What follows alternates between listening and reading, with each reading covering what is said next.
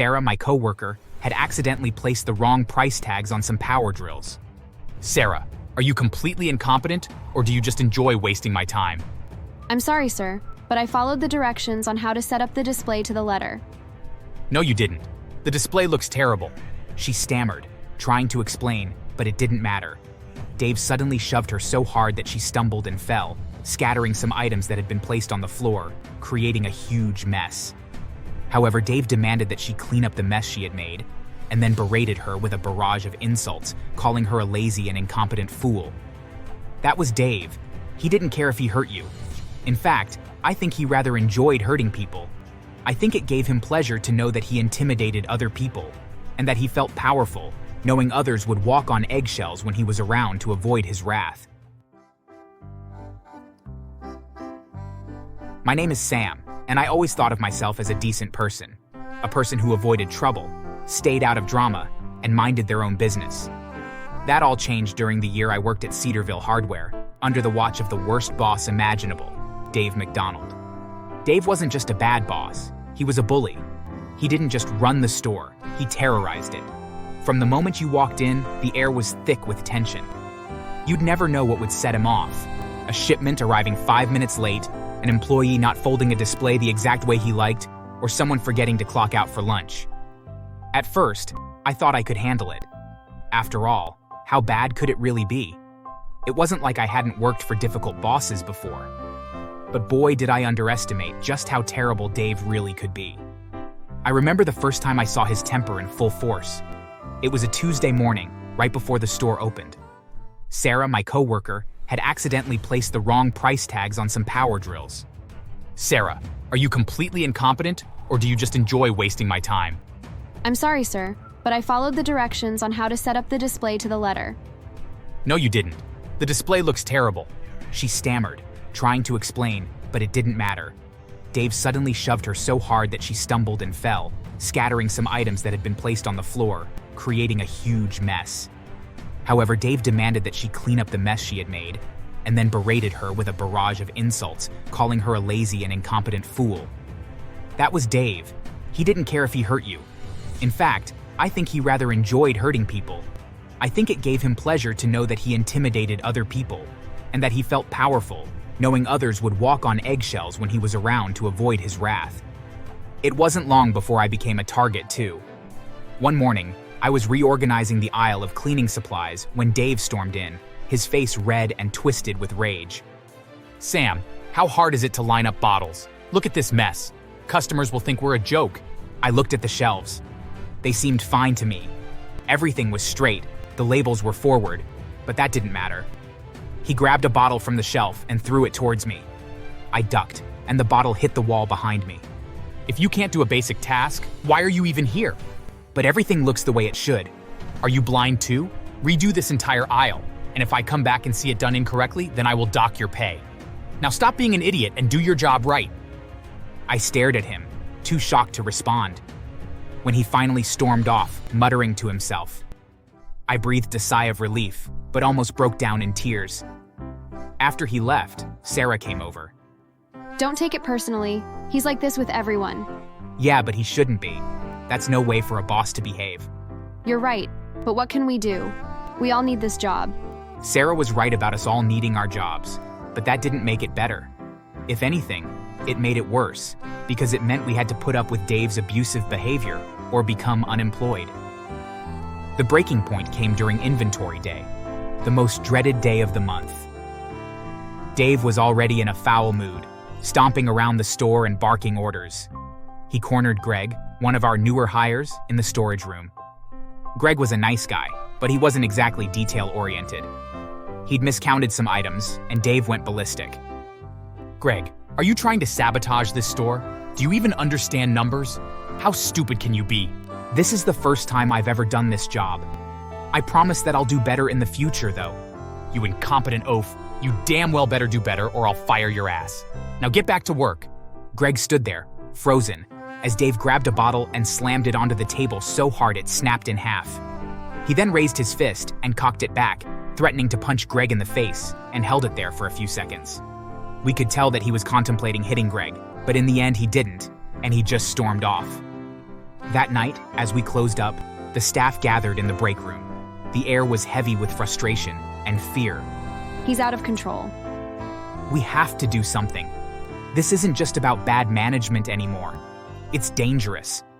One of these days, he's going to hurt someone. How many times has he smashed objects and nearly hurt people while doing so? What if we record him? Show people what he's really like? And do what with that recording? We could post it to social media. People love watching such content, and it could very quickly help us out. People would complain to the owners about his behavior. Plus, Dave wouldn't know who did it, and so he couldn't lash out at us if it doesn't work. But it might get him in enough trouble with the owners that he gets fired and replaced. Everyone liked the idea, and so we all agreed upon a plan. It started small. We set up our phones discreetly whenever Dave went on one of his rants. It wasn't hard. He provided plenty of material. Within a week, we had hours of footage, Dave throwing objects, screaming at employees, and even threatening to fire people for things that weren't their fault. But it wasn't enough to just record him. We needed a plan. Step 1. Keep him on edge. We started making small mistakes on purpose, mislabeling items, taking extra long breaks, and forgetting to refill stock. Each time he exploded, and each time we recorded. Step 2. Collect evidence from former employees.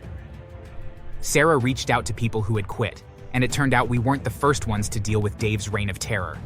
They had stories, too, about broken shelves, destroyed merchandise, and shattered confidence. Step 3. Leak everything. We posted everything we had to every social media site we could think of under anonymous accounts. The day we went public with the footage and stories was both terrifying and exhilarating. Within hours, it went viral, getting thousands of likes, shares, and comments.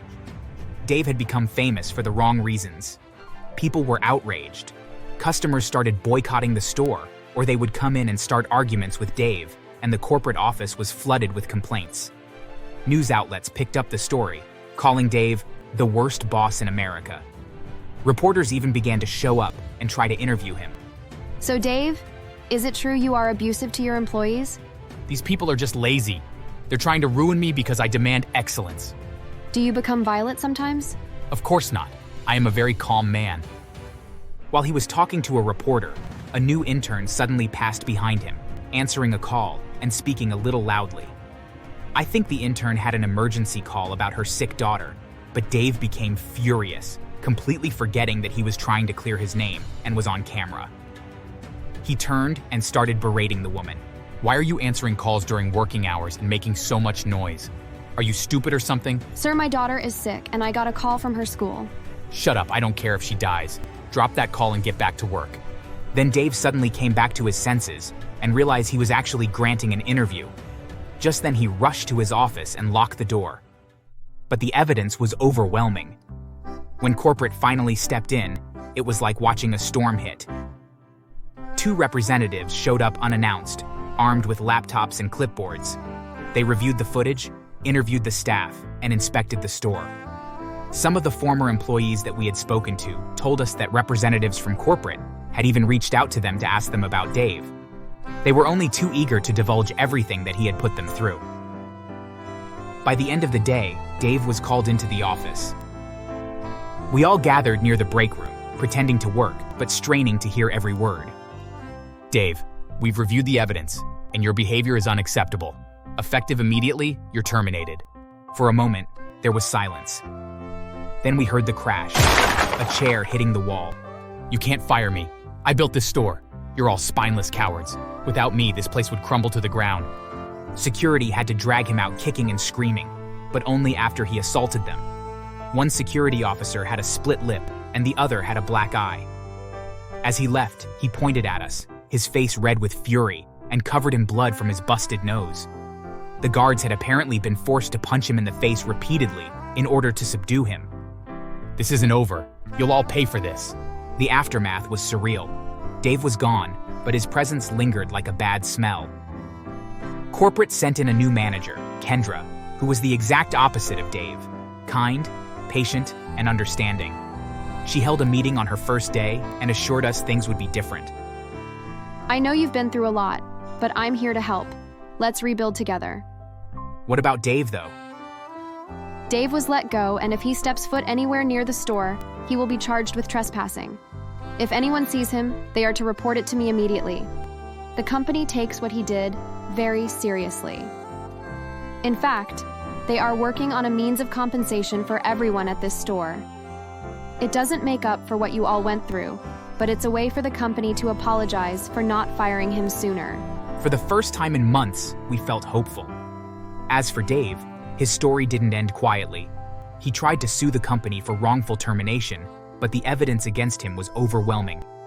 Evidence of his insane behavior was all over the internet, and the courts disagreed with his claims of wrongful termination. The lawsuit was thrown out, and he became a local pariah. Out of frustration, Dave went to a hardware store at night and started destroying windows and anything he could access. A guard saw him and tried to stop him, but they got into a physical altercation. Dave ended up attacking the guard so badly that the police were called. The last I heard, he was sentenced to over 1,000 hours of community service for assaulting the security guard. Eventually, he moved to another state, trying to start over, but his reputation followed him, and he struggled to find work. The last I heard, he had been forced to take a job working at a fast food restaurant as he was desperate for money.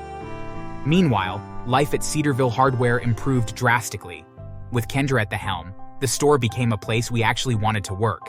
In fact, it became a place that we bragged about working at and felt pride as well. It took the company a couple of months, but just as Kendra had promised, they did take what Dave had done serious. As compensation, every employee, both those that still worked at the store and those that had left because of Dave, were given $1,500, and those of us that still worked there got 2 weeks off paid vacation to be taken whenever we wanted. Looking back, I'm proud of what we did. It wasn't easy, but standing up to Dave was the right thing to do, because no one deserves to work under a boss like that. Thanks for watching.